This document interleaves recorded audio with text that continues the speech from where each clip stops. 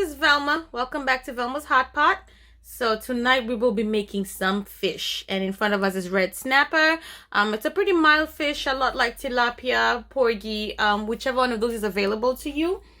And we are going to season the fish first, and then we're going to fry it. Okay, so in this bowl I happen to have some black pepper.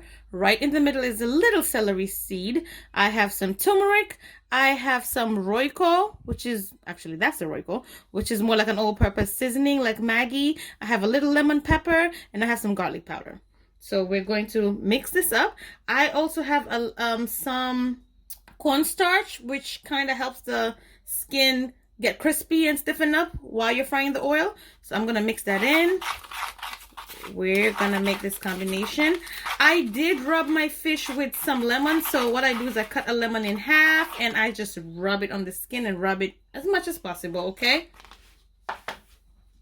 so mix your spices together. It is easier than trying to put them in individually. And once this is properly mixed, I am going to sprinkle it on the fish and get this fish seasoned. Okay, here we go.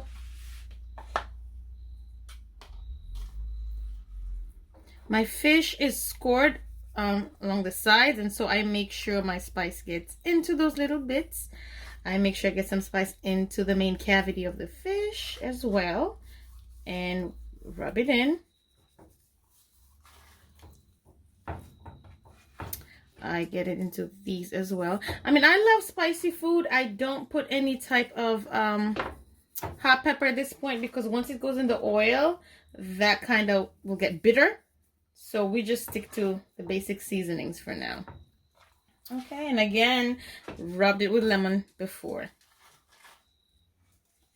This is optional. I love the taste of lemon though. That just works for me.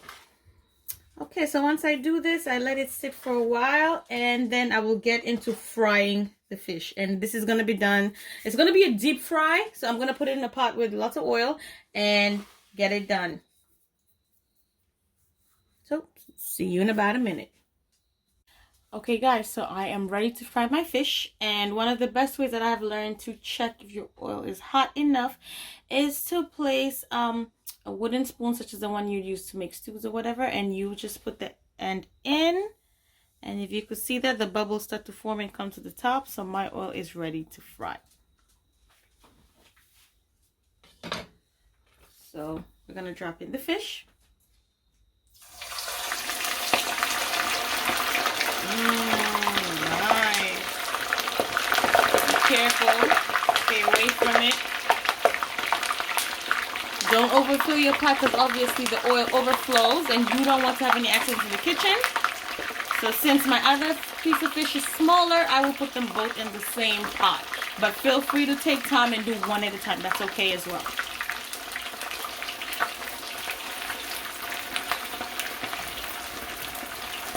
And so really, I will stew this fish with okra. I do not have to get it so dry and hard. I think a lot of it is the texture for me. Growing up, we would always buy fish from, you know, the woman who sells fish, and they would kind of fry it on the side of the road. More as a preservation technique, but it also gives really good texture. So even if you stew the fish, the skin has a really, really good texture to it. So we're just going to fry this maybe 3-4 minutes each side, and then take it out, drain it, and get ready to make the stew. Okay, so let's turn our fish to make sure that each side is evenly fried. Okay, I'm just going to use my tongs here, and oh, there you go. The little one is easier to turn, of course. And now we're going to make sure this other side gets properly fried. It smells delicious, guys. So it's been about 3 minutes each side, and it's time to take my fish out. You don't want to overcook it, because it will continue to cook in the sauce that we make with the okra. And, you know, you don't want the juiciness of the meat of the fish to sip out. So here we go with the bigger piece. I drain it. If you have one of those little fancy basket things, which maybe I should invest in, then this might be a whole lot easier. And a bigger pot.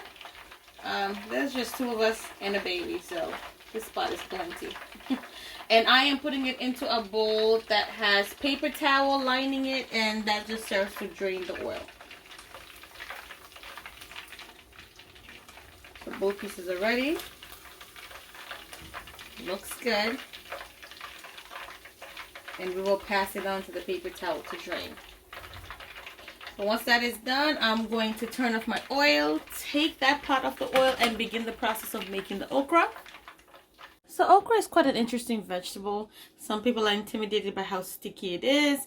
I personally love it. Reminds me of a traditional vegetable I used to have at home called murenda. Shout out to the Luyas. And so I love, enjoy okra. If you're intimidated by how sticky it is, then cut it into smaller pieces. And as you go and learn to love it, it'll definitely be easier to eat in bigger chunks. So I have extra virgin olive oil, whatever oil you like. That's what floats your boat. Go ahead with it. There is no right or wrong in this, okay? So getting ready to start frying, I am going to start with onions and ginger.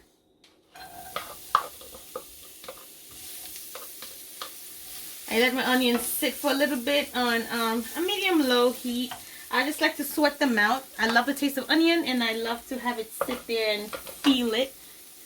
So I'm going to let it sweat out for a little bit, and the ginger too. It smells really amazing. I am going to add my tomatoes. Lots of tomatoes. I think okra and tomatoes go really well together. It's a great marriage. Marriage made in heaven. I am going to add some garlic. Now you guys already know I love garlic, so my garlic chunks go in. You can definitely use a mincer and just get the amount of garlic that you can handle. The other thing I do want in there is pepper. I love spicy food. We love spicy food at my house. And this is Scotch bonnet cut up. Add my okra in. I don't like my okra to get overcooked. I like to have it just a little bit of a bite to it. So we'll throw that in. This is washed and cut. It's up to you how you want to cut it. We cut big chunks because we enjoy okra.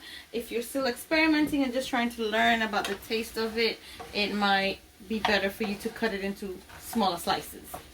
Okay.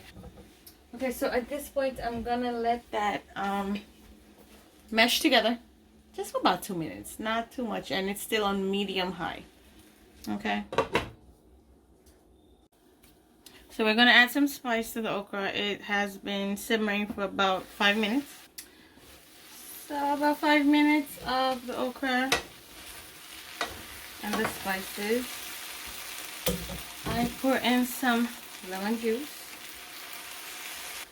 Now I add on my best ingredient, and that is coconut milk.